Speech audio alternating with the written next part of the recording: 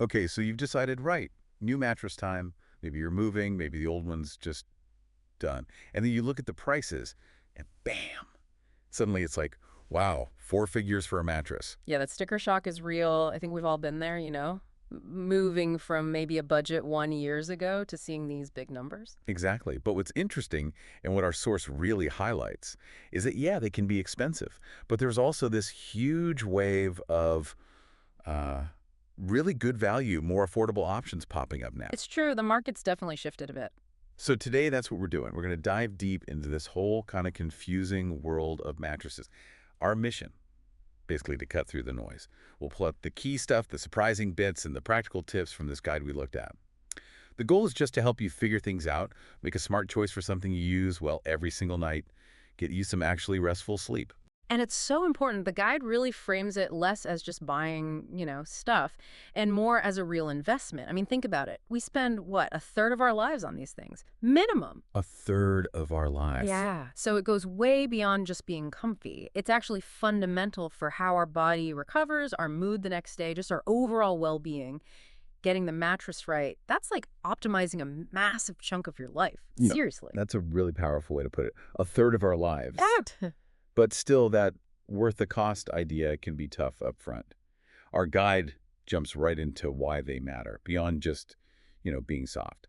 So what's the core job of a mattress, according to the source? What are they really doing for us? Well, the guide is super clear on this. A mattress has a few key jobs, really. First, providing comfort, obviously, but also crucial support. It's engineered to keep your spine aligned properly. That's huge because if your spine's out of whack, it can mess with the nerves, cause pain. Ah, okay, so alignment is key, Definitely.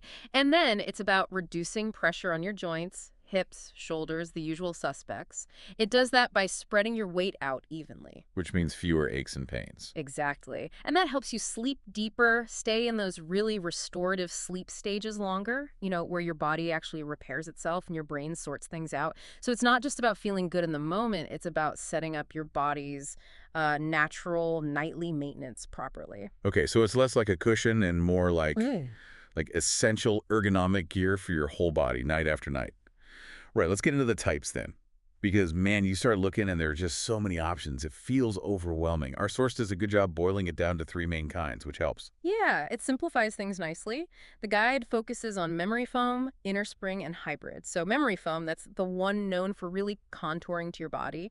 It reacts to your heat and pressure. Hmm. That gives you that really good pressure relief, kind of eliminates those points where you feel soreness. Okay, the contouring one. Got it. Then you've got inner spring. That's more traditional. Uses coils inside, gives you that bit of bounce. Yeah.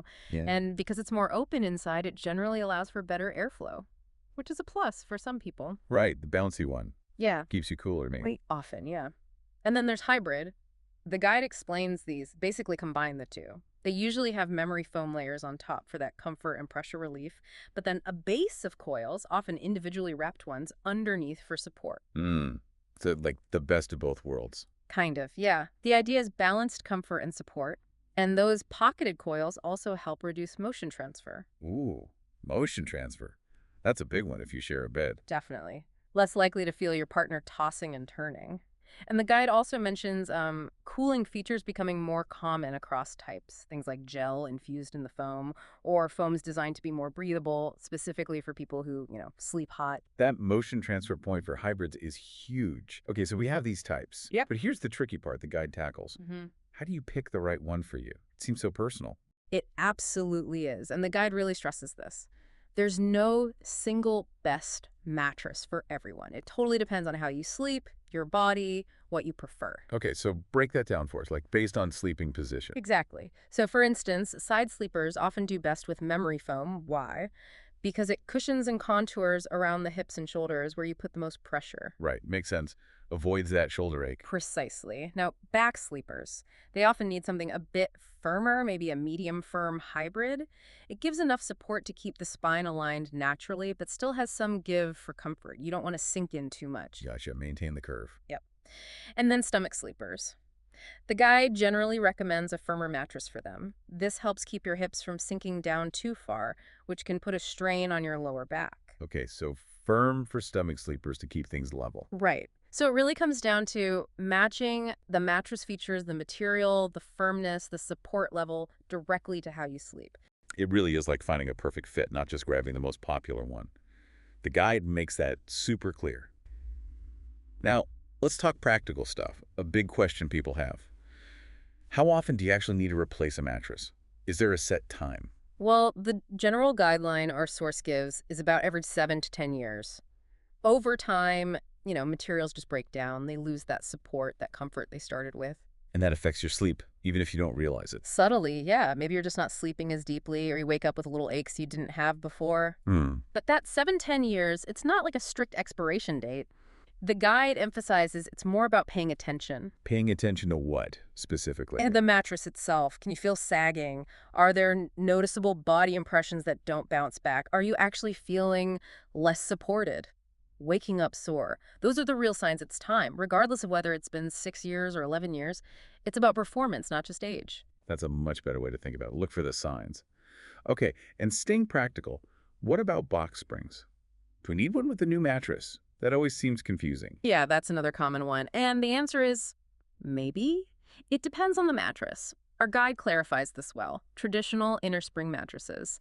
They often do benefit from a box spring. It gives even support for the coils and adds height. Okay, so inner spring, probably yes. Probably. But memory foam and most hybrid mattresses, they're usually designed differently. They tend to work best on a solid platform bed or a slatted base where the slats are close together.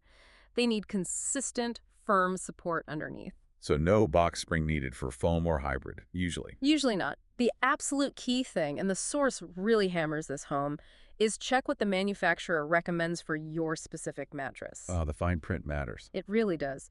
Using the wrong base might not just affect how the mattress feels, it could actually void your warranty. So definitely check the guidelines. Okay, manufacturer guidelines for the base crucial tip.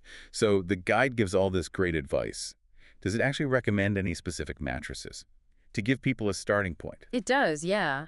It highlights a couple of examples that show you can get good quality without necessarily spending thousands, which is encouraging. Oh, cool. What did it mention? Well, first it pointed out the Visganti hybrid mattress. It has memory foam and pocket springs. The notable thing there is the price around $219, which is really budget-friendly for a hybrid. And the guide mentioned it has decent ergonomic design and pressure relief for that cost, even some zone support, apparently. Wow, $219 for a hybrid. That is pretty affordable. Yeah, shows what's possible now. Then, as another option, maybe a step up, it's still very reasonable, it recommended the Casper Sleep Element mattress. That one's memory foam with support foam, medium firm, around $545 for a queen. Casper, okay, I've heard of them. Right. And the guide liked it because that medium firmness makes it pretty versatile good for most sleeping positions, offering a balance of comfort and support. So 2 solid examples there at different price points, showing you have options. That's really helpful. Okay, so let's kind of wrap this up. What are the big takeaways from our deep dive today?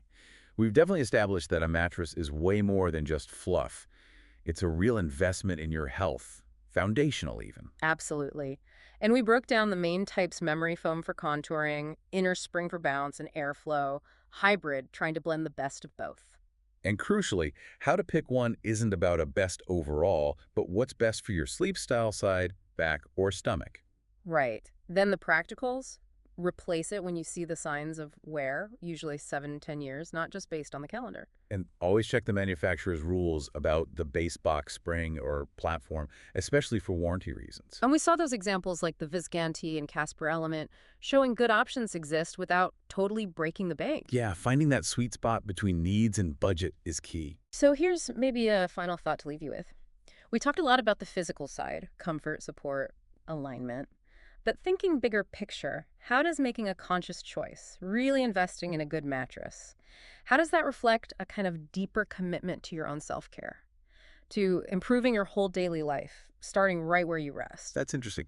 Beyond just sleeping better, what does that investment signal about how you value your own well-being? So for you listening, what stands out? Think about your own mattress. How does it impact your day-to-day? Maybe after hearing all this, you're thinking, yeah, maybe a change could be one of the best investments you make this year.